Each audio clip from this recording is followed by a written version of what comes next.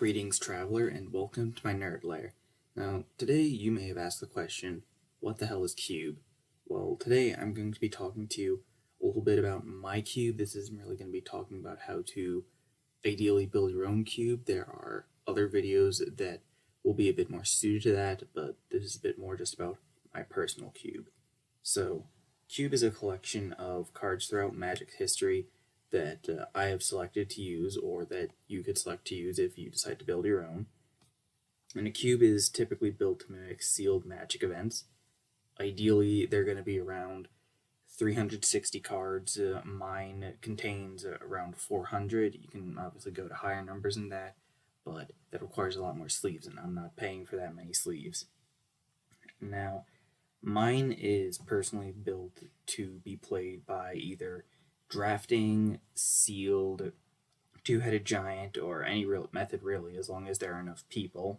To give you a quick rundown of what those are, drafting will basically be if I take 3 packs of 15 cards and I will choose one card from a pack, pass it to the next person, and then I get a pack from the person to my right, and we just continuously pass those packs around until all the cards are empty.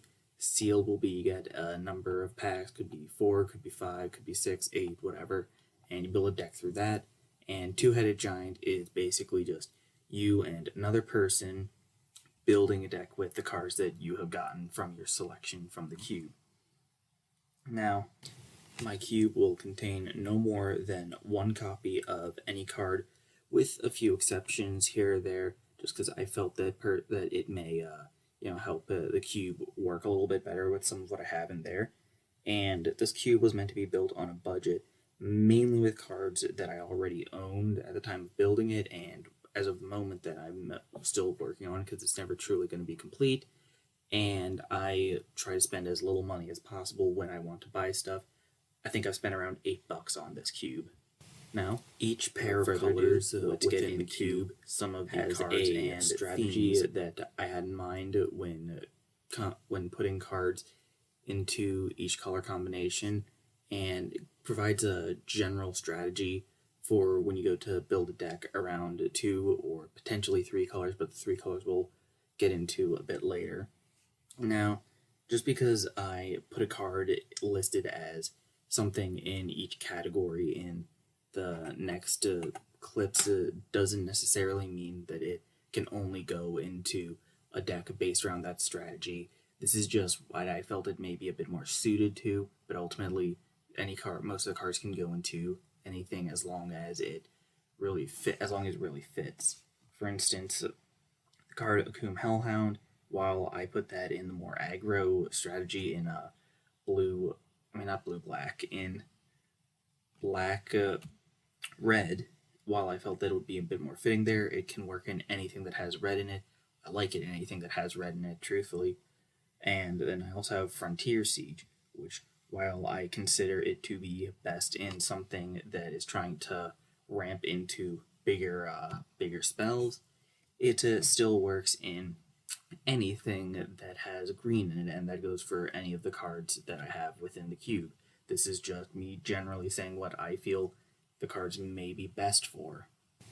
Now, our first color combination we have here is green-black, which this is probably my pet color combination of the cube, because I've found whenever I simulate drafts or sealed events with it, I always lean towards this color combination. But anyways, this is going to be built more around a graveyard strategy. You're going to want to be getting cards into the graveyard, be it by sacrificing, but mainly by discarding. You're going to want value for sacrificing and getting stuff into your graveyard, and I feel that some of these cards I have here represent wanting to have stuff in the graveyard. For instance, we have Soul Swallower with Delirium, which is an ability based around what you have in the graveyard. You have cards that get stronger with each creature card in your graveyard. You have cards that have discard outlets. So green-black, simply put, is going to be you want stuff into the graveyard, and you want to get benefits from that in order to get your creatures to be stronger or to get cool effects. Now, here we have green red, which is a bit more of a ramping into bigger creatures, but you're also going to be wanting to focus a bit on the non-human theme, such as Grumgully, who gives all your non-human creatures really a bonus. You're going to want to try and get lands into play. You're going to want to play your bigger spells, which will have a better benefit, and you'll want to be using cards that can put lands into play sooner. You'll want cards that can give you mana, such as Llanowar Elves or the Domri that I have right here. Yeah, I feel like that's just about it. Pretty straightforward. Cast big spells, try and get all your other opponent creatures dead. Now here we have red black, which is a bit more off of I guess like a small creature aggro burn deck, because you have a lot of cards that will want to deal damage real fast, such as Butcher of the Horde right there. Very good card, especially in aggro decks while it was in standard. So going to want to just try and get your opponent down to 0 quickly as possible. And in this case, you're going to be trying to get a lot of small spells out to help in bring that in a bit more earlier than waiting, let's say, turn 10 to get some big creatures out. You're going to be wanting to try and get with it as soon as possible with this black and red style. Model after burn, as I said before, a lot of small spells that can deal 2-3 damage to your opponent. Yeah, pretty efficient. A lot of spells can obviously slot into things of color combinations of other styles, because just good little spells to have. Now here we have what may be one of my least favorite color combinations. We have white and blue. Now, the reason this is my least favorite in general in Magic is because it's a bit more control. It's unfun to play against. So I kind of went against the norm, and instead of making this to be a more controlling, making your games be more drawn out till you get the win, this is a flying creature based strategy. You're going to want to be using a lot of those little flyers, going to want creatures to pump them up, and you're going to want a couple big flying spells or spells that maybe untap your creatures with flying. You're gonna be wanting to try and get your benefits based around that rather than trying to slow people down, then cast out a few big spells.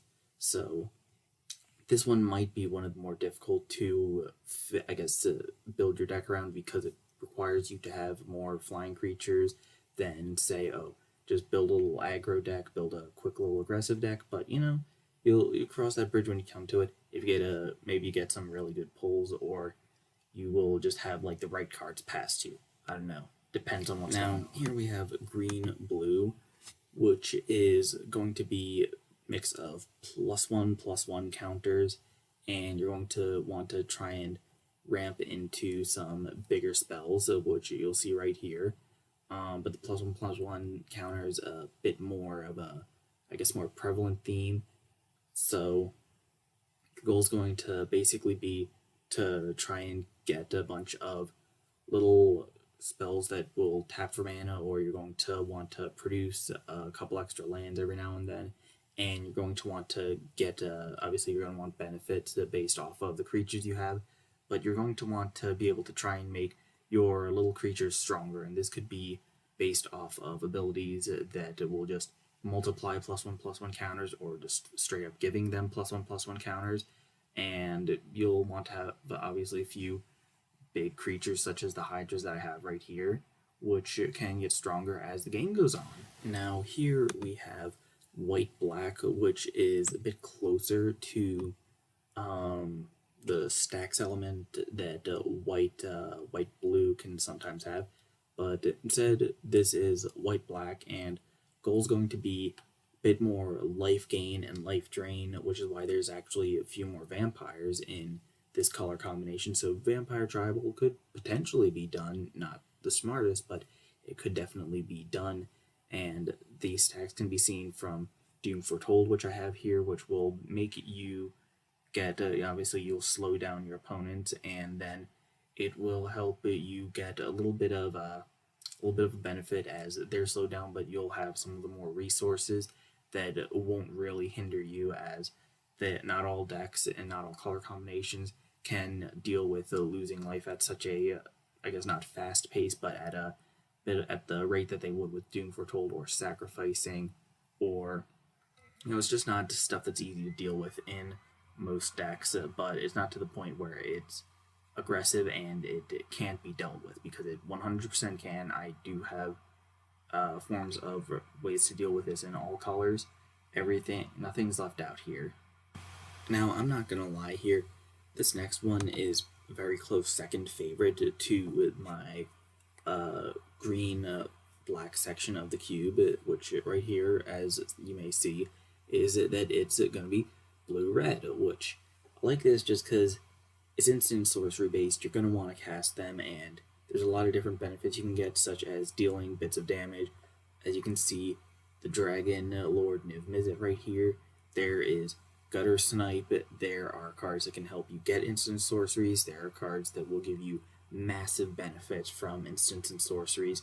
You can get your instants and sorceries back, which is something that I feel is a little bit of how would I put it? It can seem like a little bit of a drawback, because with creatures you have it like it's more common to see spells that will return creatures to your hand or to the battlefield. That stuff doesn't exist too often with instants and sorceries. So, you're able to get that with stuff such as Archaeomancer, and even if you do, you have cards such as Crackling Drake right here, which will help you benefit. But this isn't meant to overanalyze the themes. Your goal, as I'm sure you've heard by now, the goal is going to be to cast instants and sorceries, deal damage, and maybe ramp into something such as Niv-Mizzet. Now, here we have the more control-y aspect of the cube, which is blue, black. However, this is not necessarily what I would consider, as of right now, the most dreadful form of control, because it doesn't full-on hinder your opponents, just kind of protects you. You have a bit more access to counter spells and a little bit of mill. Honestly, I'm considering adding this to be a bit more rogue tribal focused, or a bit more mill focused, but that's neither here nor there. You're basically just going to want to use this to kind of slow down or just disrupt some of the stuff that your opponents may do. For instance, you're going to want to try and counter the counter with the Hypnotic Sprite. You're going to want to try and counter some of the more big pieces that your opponents may be using. You may want to use Fathom Feeder to exile stuff from your opponent's library, or just protect yourself and get a couple of creatures with Kasmina. So keep yourself safe and try and slow down your opponents just a little bit.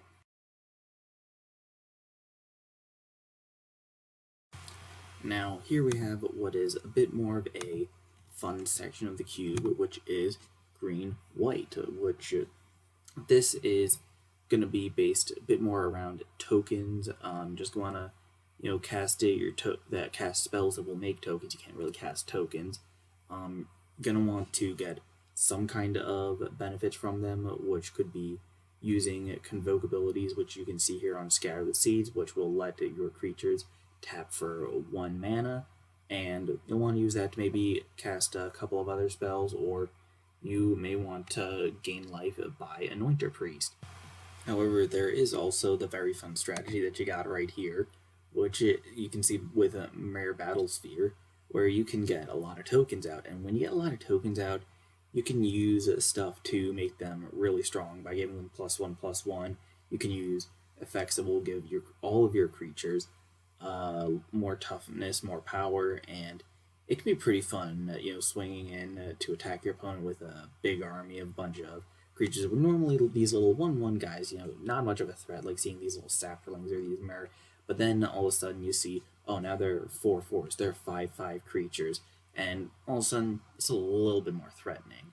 So, in short, you're going to want to get a lot of tokens out and try and overwhelm your opponents. Now, for the last of the 2-color combinations, we have red, white, which for any of you who play Commander or have heard me talk about Commander, you'll know this is, at least, it's not the best of color combinations you want to use. It kind of gets the short end of the stick most of the time. Now, However, when you have sealed 60 card formats, a lot of anything really Commander, from my experience, white red has a pretty solid I guess way that it can run. It's a pretty solid deck type, especially when you have the aggro strategy, which we have right here. And it's not aggro in the sense that the red white has in, I mean, not red white, this is red white. In black red, it doesn't have the same sense of, oh, you want to deal damage just through spells, or you're just going to want to get your creatures to either sacrifice or die to deal some damage to your opponents or their creatures. This, you're going to want to flat out attack your creatures. You're going to want to try and deal damage to your opponent's creatures through board wipes such as Deafening Clarion. You're going to want to try and make your creatures stronger, which could be through targeting spells to them. You're going to want to just try and, just to cast a bunch of these little guys and just start getting like a bunch of really good and efficient combat phases. Now here we have the 3-color card. Now 3-color cards, first off, the ones I have shown up right here are not all the 3-color cards that I have in the cube. There is one for each 3-color combination. But what I'm going to say is that these aren't necessarily like you're going to want to build your deck around, but if in the event maybe for the Keru Lich Lord, maybe you've gotten some pretty good cards in black green and blue green, well then maybe you just put a few from blue in there and you get a pretty solid deck. Well, then you're gonna put the Keru Lich Lord in there, and that'll be like a little card that maybe if you have room and you think that it could work, then you put it in there. I just kind of have a lot of these in here because I like them. They didn't really have a home anywhere else.